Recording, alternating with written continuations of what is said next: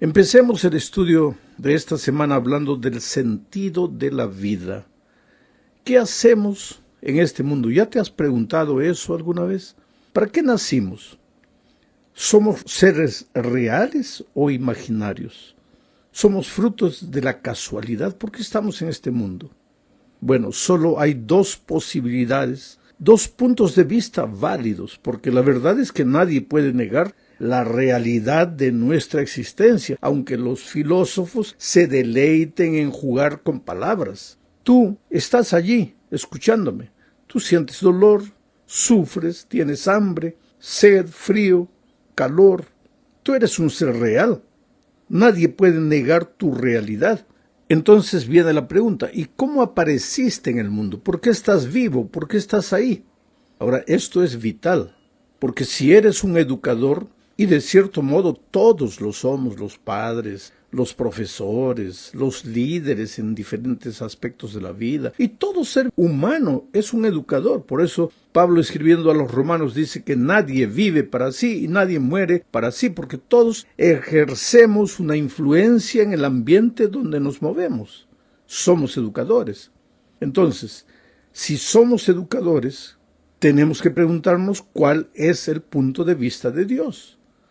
Especialmente cuál es el punto de vista de Dios con relación al sentido de la vida, porque estamos en este mundo. Tenemos que tener conciencia de eso. Y leamos entonces lo que dice el Salmo 53, versículos 1 y 2. Dice el necio en su corazón: no hay Dios. Se han corrompido e hicieron abominable maldad. No hay quien haga bien. Voy a ir comentando el texto.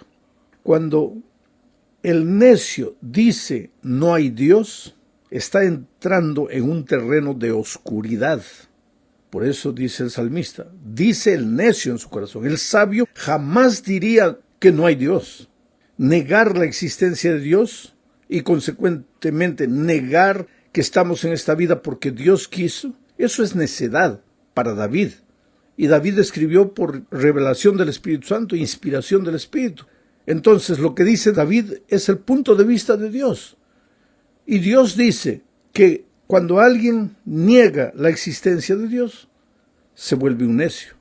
¿Y cuál es la consecuencia de esa necedad? Corromperse. Se han corrompido. Hicieron abominable maldad. No hay quien haga el bien. Dios desde los cielos miró sobre los hijos de los hombres. Esta es la otra verdad. Tú puedes vivir como quieras, tú puedes hacer lo que quieras, tú puedes decir que no existes, Dios no existe, tú puedes filosofar, racionalizar, argumentar, lo que tú quieras, pero Dios desde los cielos mira lo que estás haciendo en esta tierra. Dice, Dios desde los cielos miró sobre los hijos de los hombres, para ver si había algún entendido que buscara a Dios.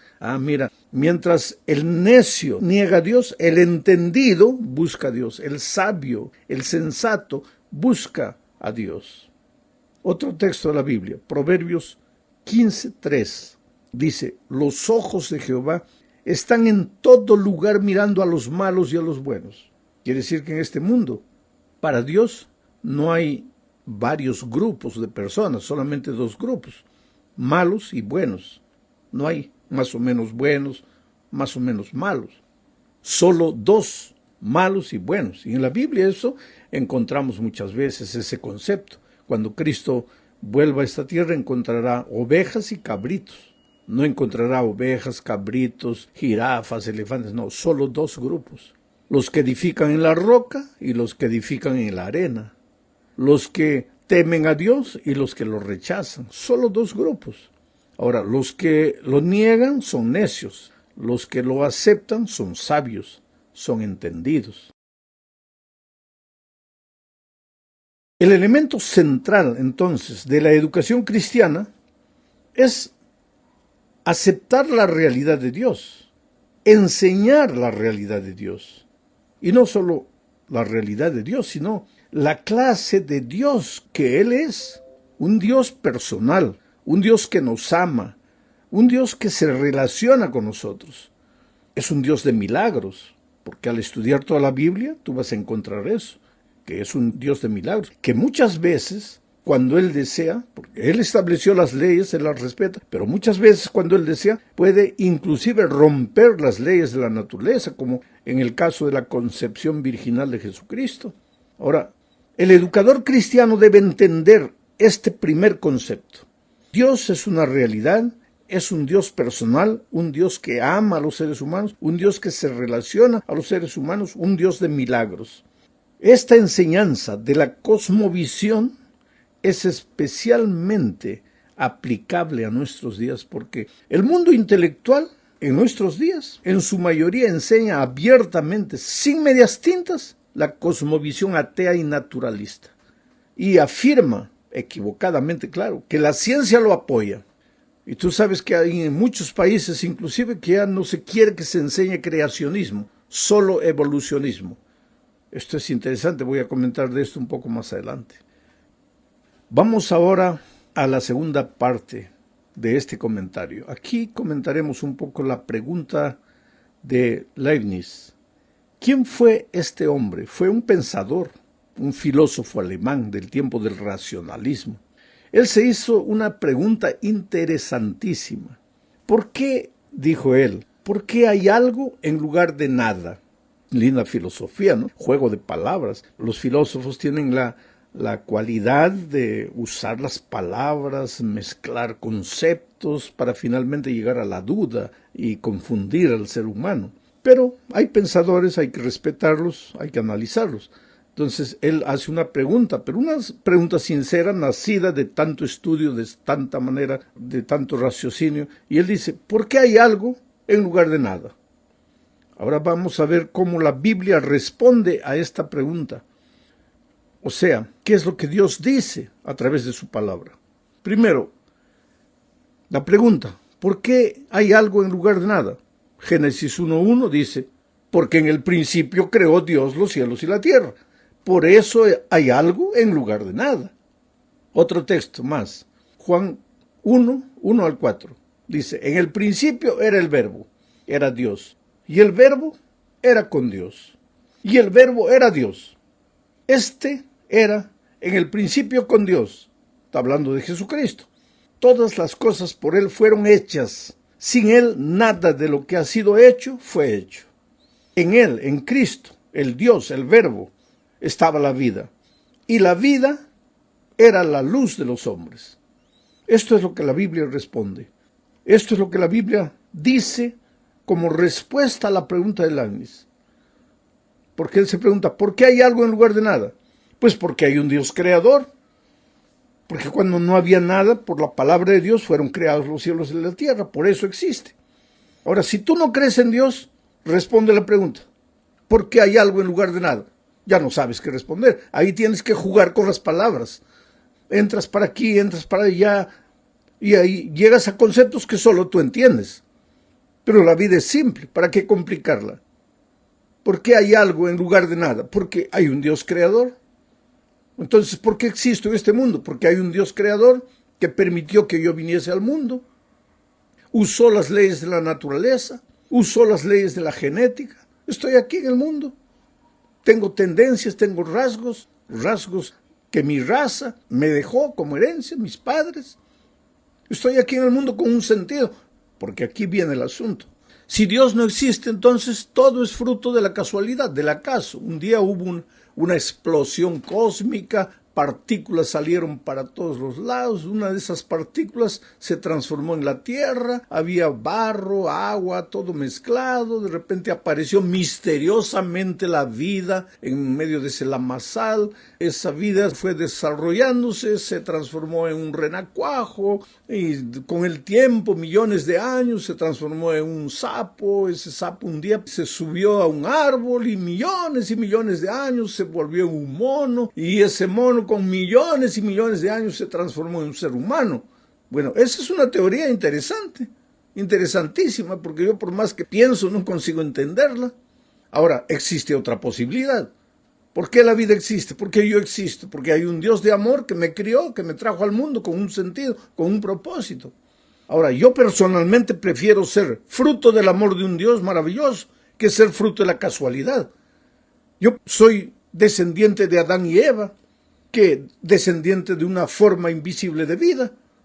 Quiere decir, hay que aceptar las cosas simples de la vida como Dios presenta esas verdades en su palabra. ¿Y qué dice el libro de Éxodo? El libro de Éxodo presenta la santa ley de Dios. Y en el corazón de la ley de Dios está el cuarto mandamiento, que habla no solo del sábado, sino habla del poder creador de Dios. Porque el sábado fue establecido justamente en celebración de la creación, en celebración de la maravillosa obra de Dios. ¿Y qué dice Apocalipsis? En Apocalipsis 14, 6 al 12, encontramos al ángel volando por el cielo para predicar el último mensaje al mundo, y ese mensaje tiene que ver con la creación. Vamos a ver eso un poco más adelante. Bueno, vamos ahora a la tercera parte. Aquí veremos un poco más la expresión cosmovisión bíblica. ¿Sabes? El deber del educador cristiano es entender lo que la Biblia dice al respecto de cualquier asunto.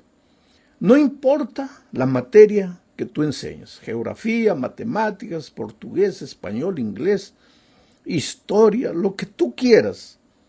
Tú tienes que prepararte para ser un buen profesor de historia, o un buen profesor de matemáticas, o un buen profesor de literatura. Tienes que ser, como educador cristiano, el mejor profesor en tu materia. Tienes que esforzarte y estudiar para eso. Pero no basta enseñar lo que el currículo dice. Es necesario que tú enseñes lo que la Biblia enseña al respecto de lo que tú vas a enseñar. Porque la realidad es que en muchos países, como ya dije, no se coloca delante de los alumnos opciones, sino que se coloca el concepto que los ideólogos de la educación de ese país desean que se presente a los alumnos. Ellos se quejan del radicalismo, pero cuando se trata de las ideas con las cuales ellos no están de acuerdo, en este caso con las ideas bíblicas, ahí nos acusan de radicales. Pero ellos mismos son radicales al defender sus propias ideas. Ahora, ¿por qué un país, por qué los ideólogos de educación de un país tienen que decir, vamos a enseñar esto a los alumnos? No, pues coloca por lo menos dos caminos, dos opciones. Defiende, expone delante de los alumnos las dos opciones y deja que el alumno escoja. ¿Pero por qué?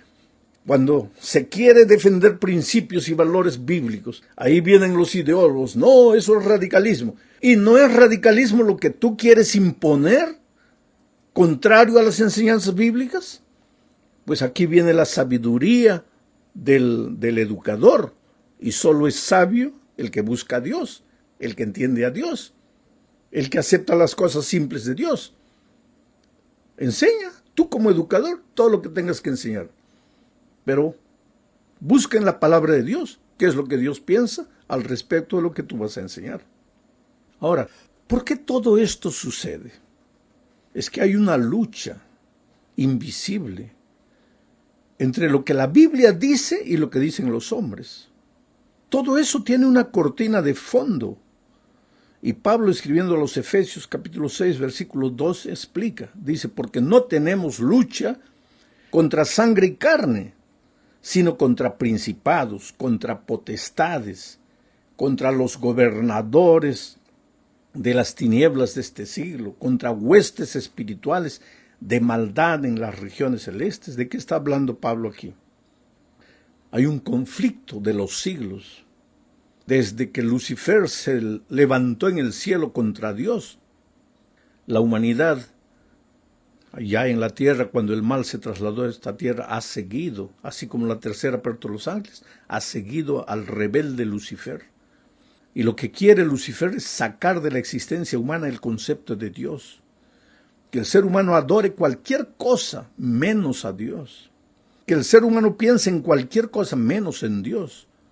Y últimamente se vale de la educación formal en las escuelas, en los colegios, en las universidades, para enseñar sus conceptos, como si fueran ciencia, como si fuera todo documentado. Pero esos profesores que enseñan eso, muchos de ellos jamás abrieron la palabra de Dios para ver lo que la Biblia dice. Pero si estamos en el conflicto de los siglos, finalmente el propósito del diablo es llevar a la perdición a todos los seres humanos. Se nos está yendo el tiempo, vamos a la cuarta parte. Hablemos aquí sobre la adoración al Creador. Apocalipsis 14, 6 y 7 dice: vi volar en medio del cielo a otro ángel que tenía el evangelio eterno para predicarlo a los moradores de la tierra. ¿Y en qué consistía ese evangelio eterno? Diciendo: temed a Dios, dadle gloria, porque la hora de su juicio ha llegado. Y adorad a aquel que hizo el cielo y la tierra, el mar y las fuentes de las aguas. O sea, el último mensaje de Dios al mundo, el último pregón, es el evangelio eterno. Pero el evangelio eterno no es solo el hecho de que Dios te salva, de que estás perdido, acabado y Dios te salva. No es solo eso. El evangelio eterno responde a la siguiente pregunta: ¿y por qué Dios te salva? Porque estás perdido. ¿Y por qué te has perdido? Porque fuiste creado como un ser perfecto, pero te separaste de Dios y el carácter de Dios se deformó en ti. Y entonces ahora viene el Señor Jesucristo, se hace hombre para morir en la cruz, para...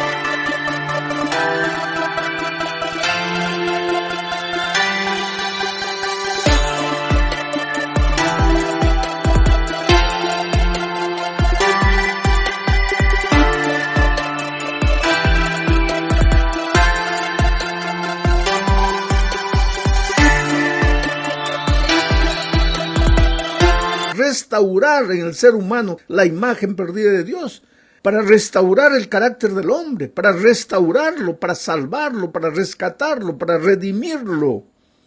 Y el evangelio eterno entonces no puede predicar solo lo que Jesús hizo en la cruz, tiene que predicar también lo que Dios hizo en la creación, junto al Padre, junto al Hijo y al Espíritu Santo. Tiene que predicar cómo el enemigo destruyó la imagen de Dios en el ser humano. Y finalmente, después de hacer entender al hombre que tiene que devolverse a Dios, entonces llevar el hombre a adorar a Dios. ¿Y todo esto por qué? Porque hay un juicio, porque la hora de su juicio ha llegado. Esto es parte del último mensaje que tiene que ser predicado al mundo. Nosotros como iglesia hemos sido llamados para predicar eso, y nuestras escuelas existen para enseñar eso, y nuestros profesores existen para enseñar eso. Bueno, querido, llegamos al fin de este estudio hablando de la ley de Dios. Primera de Juan 3, 4 dice: todo el que practica el pecado, practica también la infracción de la ley, pues el pecado es infracción de la ley. Ahora, si el pecado es infracción de la ley y la ley ya no existe, entonces ya no existe pecado, porque el pecado es la infracción de la ley. Y si no existe pecado, entonces Jesús nos va a salvar ¿de qué? Por eso, no es sabio decir que porque Cristo murió en la cruz, ya la ley llegó a su fin, porque si la ley...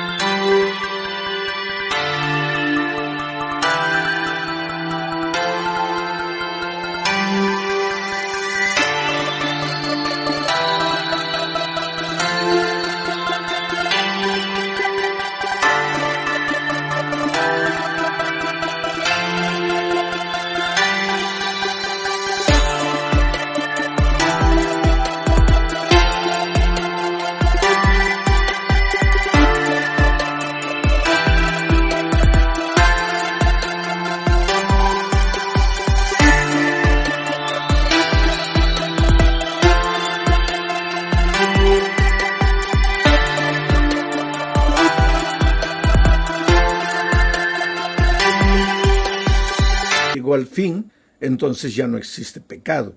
Entonces, ¿para qué predicamos la gracia redentora de Cristo? ¿De qué nos va a salvar si no hay pecado? Si ya en la cruz terminó la ley y terminó el pecado. Entonces, todo el evangelio pierde sentido.